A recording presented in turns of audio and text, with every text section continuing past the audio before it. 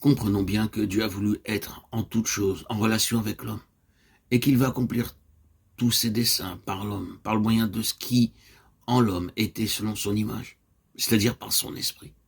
Mais cet esprit de l'homme, pour des intentions divines aussi grandes, devait être maintenu en union vivante avec lui-même et ne pas enfreindre pour un seul instant les lois de son union avec Dieu en se tournant vers son âme ou sa vie personnelle consciente, raison, désir ou volonté, comme étant indépendant pour suivre son conseil ou être influencé par elle.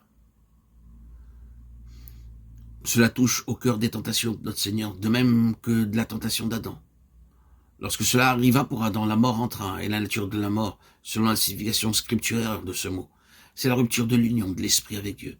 Cela ne signifie pas que l'homme n'eut dès lors plus d'esprit, mais l'âme prit l'ascendant sur l'esprit. Cela est confirmé par tout l'enseignement du Nouveau Testament sur l'homme spirituel. Voyons par exemple 1 Corinthiens 2, 11, 16. En effet, qui sait ce qui est dans l'homme, sinon l'esprit de l'homme qui est en lui? De même aussi, personne ne connaît ce qui est en Dieu, si ce n'est l'Esprit de Dieu. Quant à nous, nous n'avons pas reçu l'Esprit du monde, mais l'Esprit qui vient de Dieu, afin que nous connaissions les grâces que nous avons reçues de Dieu.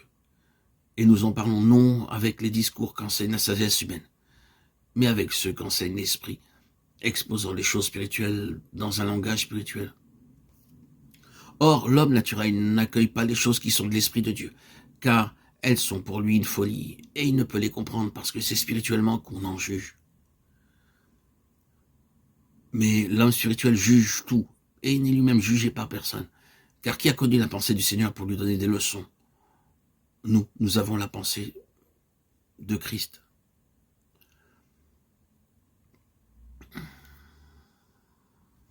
La parole de Dieu nous dit avec une clarté évidente que seul l'Esprit peut connaître l'Esprit.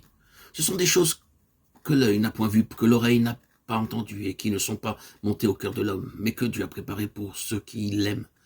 Dieu nous les a révélées par l'Esprit, car l'Esprit sonde tout, même les profondeurs de Dieu. En effet, qui sait ce qui est dans l'homme, sinon l'Esprit de l'homme qui est en lui? De même, aussi personne ne connaît ce qui est en Dieu, si ce n'est l'Esprit de Dieu. 1 Corinthiens 2, 9, 11. C'est pourquoi les disciples de Christ ne le connurent pas réellement, de manière vivante et réelle, avant que quelque chose se soit fait en eux, et que le Saint-Esprit soit uni avec leur esprit. Il en est toujours ainsi. Seul l'Esprit peut adorer l'Esprit.